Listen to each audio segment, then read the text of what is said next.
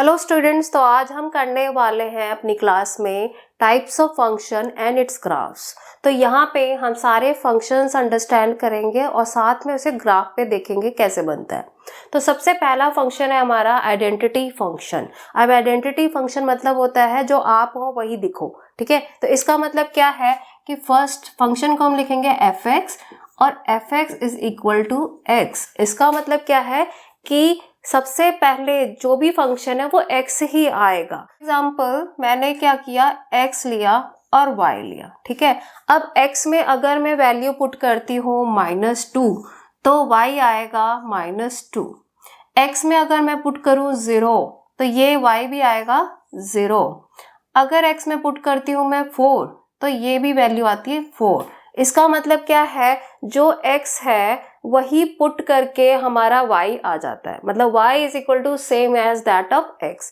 तो अब हम ग्राफ पे इस वैल्यू को पुट करते हैं। x की वैल्यू -2 और -2, मतलब कि यहाँ पे है -2 और ये है y का -2, तो यहाँ से एक पॉइंट मिल गया हमें 0,0, तो ये पॉइंट आ गया 4,4, तो इनके क्रॉस सेक्शन पे ये पॉइंट 4,4 आ गया।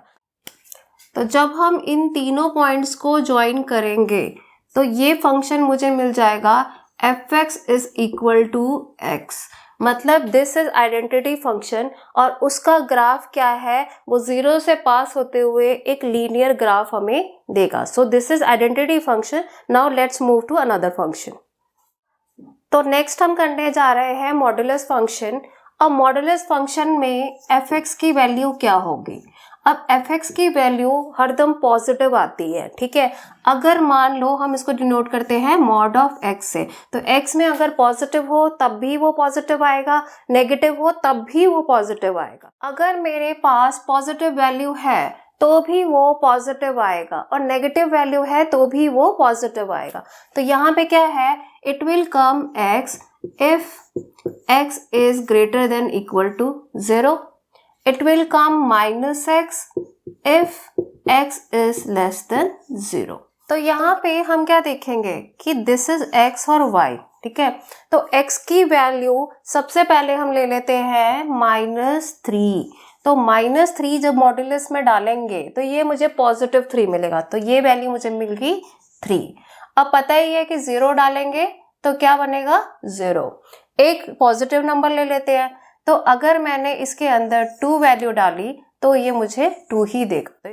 तो मैं जब इन वैल्यूज को पुट करूंगी, जैसे कि -3 का 3, तो ये पॉइंट आ गया 0 0 और 2 2, तो ये रहा। इस तरीके से अगर मैं इन पॉइंट्स को ज्वाइन कर दूं तो क्या मिलेगा, तो ये मेरे पास मॉड x का फंक्शन मिल गया। कर दो, तो इस तरीके से नेगेटिव वैल्यू पॉजिटिव वैल्यू दोनों वैल्यूज हमें पॉजिटिव मिलेंगी, तो हमारा ग्राफ कुछ v तरीके का बनेगा। तो this is the modulus function graph. Now let's study third one. तो अब हम समझ रहे हैं third function, that is constant function. तो कांस्टेंट फंक्शन का मतलब क्या होता है कि एफ एक्स जो है वो किसी के इक्वल है। के इक्वल का मतलब क्या है कि कुछ भी हो एक ही वैल्यू आनी है, कांस्टेंट मतलब सेम ही रहेगा। तो मान लो कि ये एक्स वाई हम पुट कर रहे हैं, तो मैंने क्या किया, एक्स में लिया मैंने -3, ठीक है, और उसके लिए एक कांस्टेंट वैल्यू मान लो कि के की वैल्यू मैं ले लेती हूँ 2, ठीक है। तो अगर मैंने यहाँ पे -3 लिया तो भी y की वैल्यू 2 आई। अगर मैं यहाँ पे 0 ले लूँ तो भी यहाँ पे वैल्यू 2 आई। अगर मैं यहाँ पे 4 वैल्यू ले लूँ तो भी 2 आई। इसका मतलब ये कांस्टेंट ही वैल्यू रहेगी, कोई चेंज नहीं आने वाला। तो यहाँ पे जब मैंने प्लॉट करना है तो -3 के लिए यहाँ पे y आ गया 2, 0 के लिए 2, 4 के लिए 2। तो इस तरीके से मैं क्या देख रही हूँ कि ग्राफ जो है वो मेरा कांस्टेंट ही आ रहा है। तो यहाँ से मैं देख रही हूँ कि एफ एक्स जो है वो के इक्वल है, के कांस्टेंट वैल्यू है, दैट इज हेयर 2। तो यहाँ पे ये वैल्यू जो है वो के है और कुछ भी वैल्यू अगर मैं डालूँ इसमें तो मुझे उसकी वैल्यू क्या मिल रही है, जस्ट अ के, कांस्टेंट के।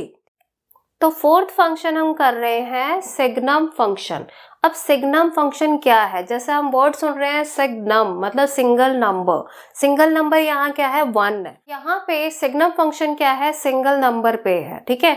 मान लो x ग्रेटर देन 0 है तो एक कांस्टेंट वैल्यू के वो बराबर होगी, वो नंबर कौन सा होगा 1। अगर कोई नंबर x ग्रेटर देन 0 है तो वहां पे एक सिंगल नंबर कांस्टेंट वैल्यू क्या है 1, तो वो सारी वैल्यूज जो है वो 1 के इक्वल होगी। अगर 0 है तो सिंपल 0, और अगर x की वैल्यू लेसर देन 0 है तो वो वैल्यू आ जाएगी -1। अब इसको समझने के लिए मैं वैल्यूज देख लेती हूँ। यहाँ पे xy है, अब xy में मान लो सबसे पहले मैंने क्या किया, पॉजिटिव वैल्यू डाल दिया, तो यहाँ पे मैं पॉजिटिव वैल्यू 2 ले लेती हूँ, तो 2 पे इसकी फंक्शन की वैल्यू आ जाएगी 1। अगर मैंने ये वैल्यू ले ली 0 तो ऑटोमेटिकली इट विल कम 0। अगर मैं x लेसर देन 0 ले लूं, मतलब कि मैं ले लेती हूँ -3, तो यहाँ पे मेरे पास आंसर आएगा -1, तो फंक्शन आउटपुट मुझे देगा -1। तो यहाँ पे सबसे पहले मैं प्लॉट कर लेती हूँ 2,1, तो यहाँ पे क्या है x2 और y1, तो ये वैल्यू हमारा आ गई 2,1।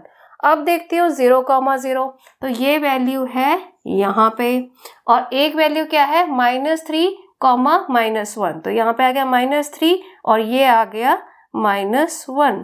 तो यहाँ पे अगर मैं एक दो और वैल्यूज को देखूं तो क्या है कि 2 हो चाहे 3 हो, कोई भी नंबर हो, तो ये मुझे क्या है वो सिंगल वैल्यू क्या देगा 1 की, ठीक है। तो यहाँ से मैं देख रही हूँ कि यहाँ पे कोई भी वैल्यू हो तो ये मुझे वैल्यू देगा 1, ठीक है। तो यहाँ पे इस तरीके से ये ग्राफ होगा।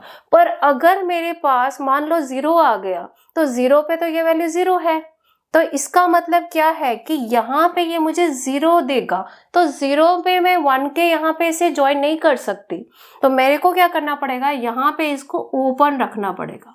इसका मतलब क्या है कि 0 नंबर इसके लिए इंक्लूडेड नहीं है, तो 0 से ऊपर वाले सारे नंबरों के लिए ये वैल्यू मुझे देगा 1।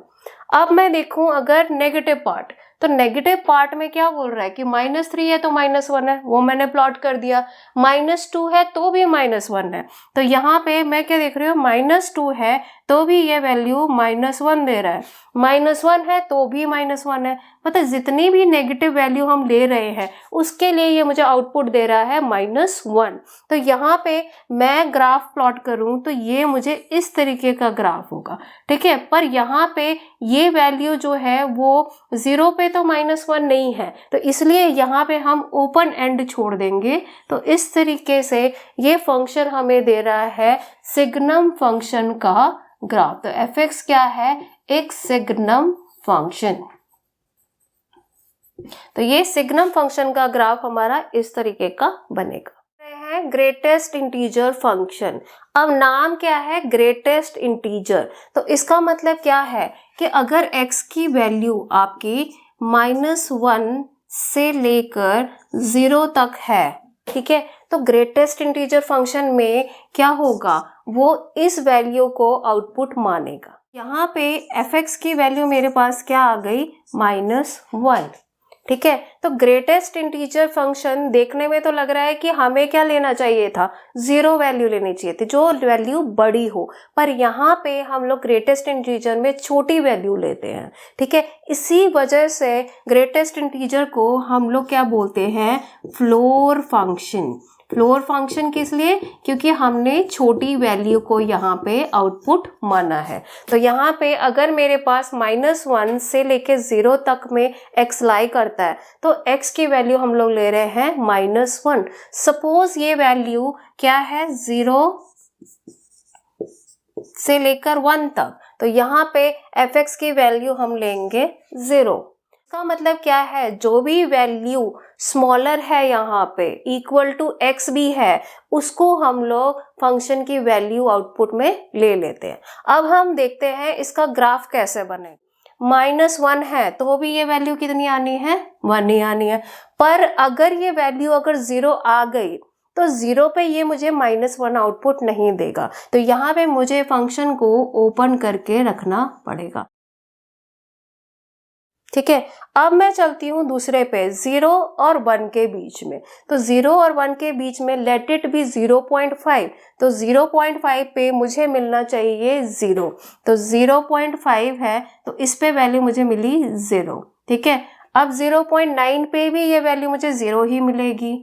ठीक है, और अगर मैं 1 की बात करूं तो यहाँ पे वो वैल्यू मुझे 0 नहीं मिलेगी, तो यहाँ पे भी मुझे फंक्शन ओपन करके छोड़ना पड़ेगा। तो इस तरीके से मैंने 2 चीजें बना दी। ठीक है, अब मेरे पास अगर 1 और 2 की बात हो रही है तो 1 आउटपुट आना चाहिए, तो यहाँ पे 1 और 2 के बीच के नंबर ये है। ठीक है, तो यहाँ पे सिर्फ 2 पे मुझे 1 नहीं मिलेगा, इसलिए मैं ओपन छोड़ रही हूँ। तो इस तरीके से ये एक स्टेयर केस वाला प्रॉब्लम बन रहा है।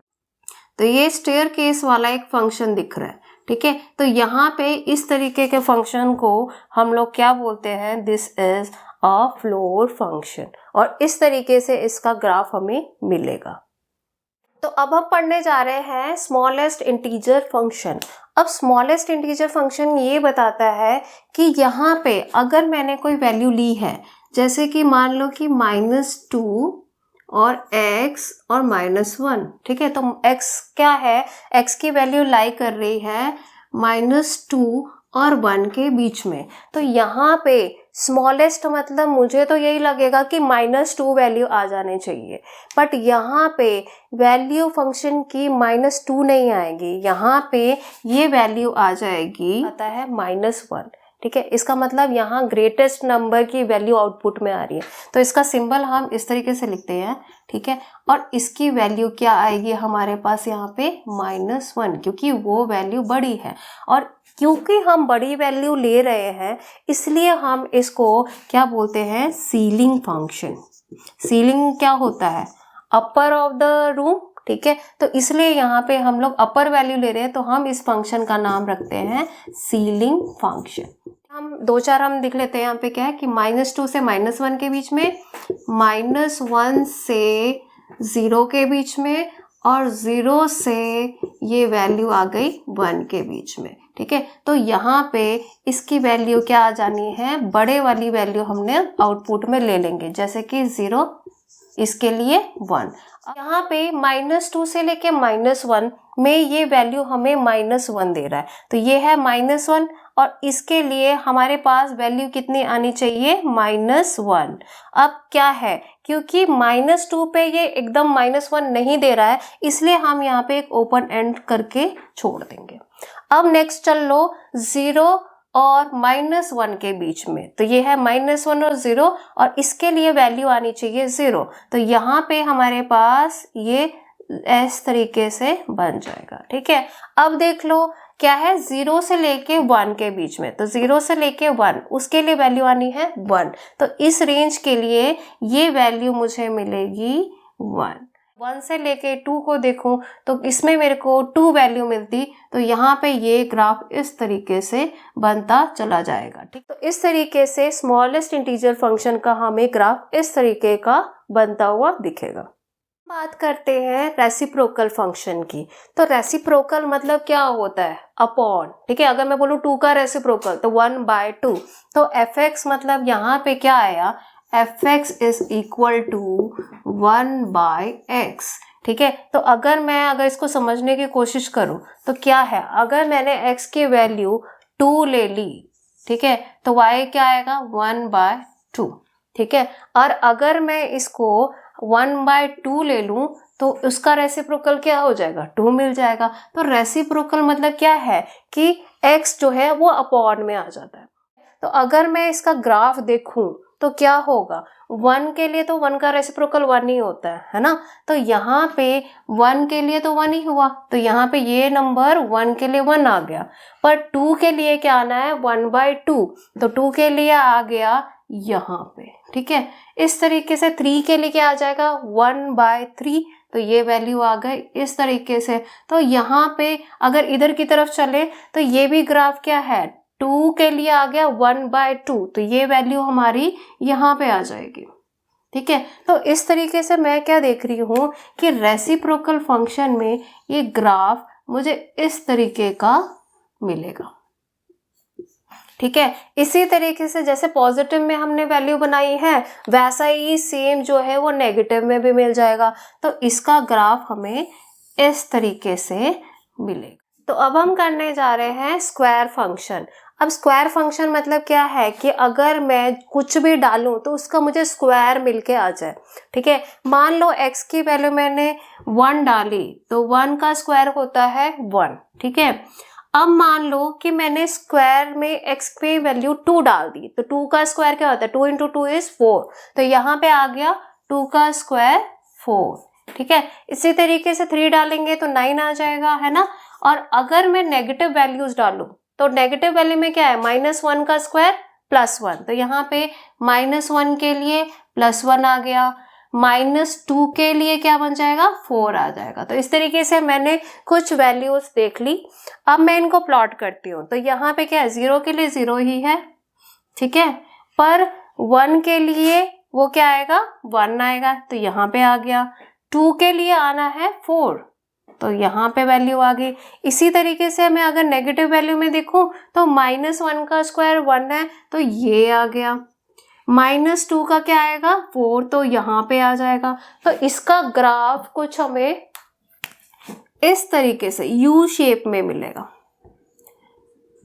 तो स्क्वायर फंक्शन हमें क्या है, एक पैराबोला का व्यू दे रहा है। ठीक है। तो हमारे पास इस तरीके से स्क्वायर फंक्शन का ग्राफ बनेगा। तो अब हम करने जा रहे हैं स्क्वायर रूट फंक्शन। तो यहाँ पे हम लोगों ने निकालना है √(x), मतलब स्क्वायर रूट निकालना। ठीक है। तो जैसे मैं एग्जांपल ले लेती हूँ कि 4 होता है ना। अगर 4 का हम रूट निकालेंगे तो हमें मिलेगा 2। तो यहाँ पे अगर मैंने x की वैल्यू 4 ली है तो y की वैल्यू मुझे मिल जाएगी 2।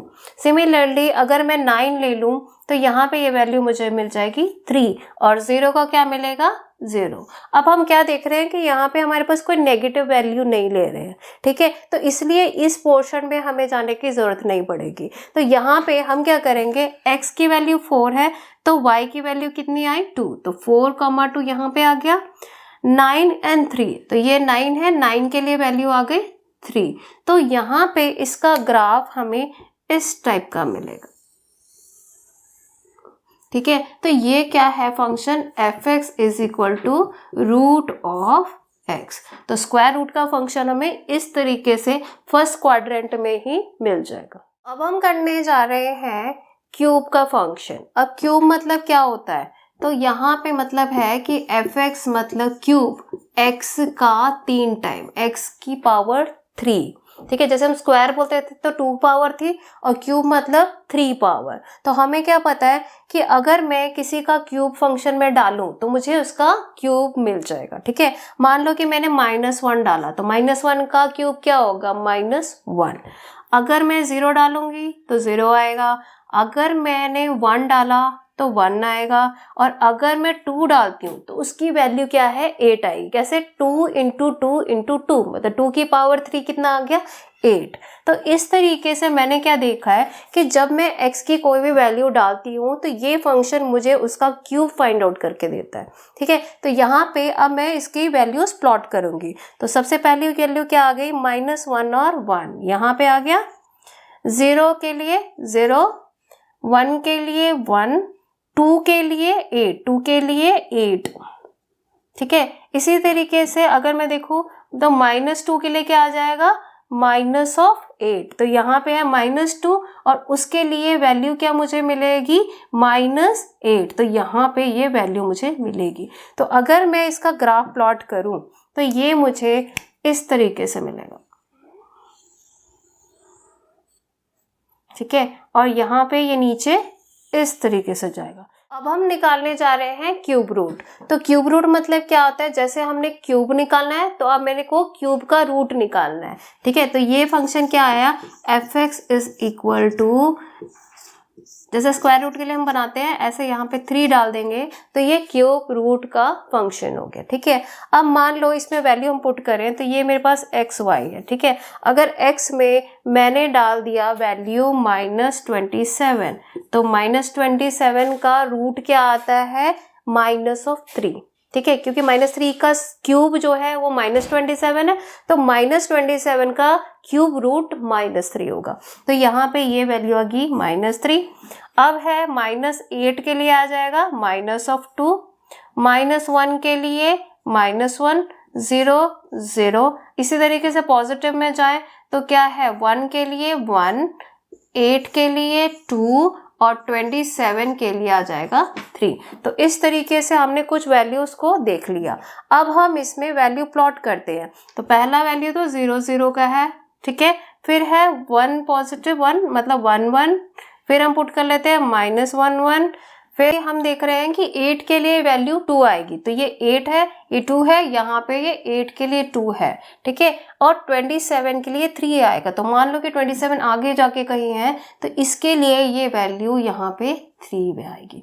अब इसी तरीके से मैं नेगेटिव में चलूँ तो -8 के लिए मुझे मिल रहा है -2 और -27 आगे कहीं है, उसके लिए मुझे मिलेगा -3। तो अगर मैं इन्हें प्लॉट करके देखूं तो ये ग्राफ मुझे इस तरीके से ज्वाइन करने से मिल रहा है, ठीक है। इसी तरीके से पॉजिटिव में देखें तो इस तरीके से ये मुझे ग्राफ कुछ मिल रहा है। तो क्यूब रूट जो है fx is equal to under the root cube root, है ना। तो क्यूब रूट का ग्राफ मुझे इस तरीके से एक शार्प सा ग्राफ मिल रहा है। तो this is cube root function.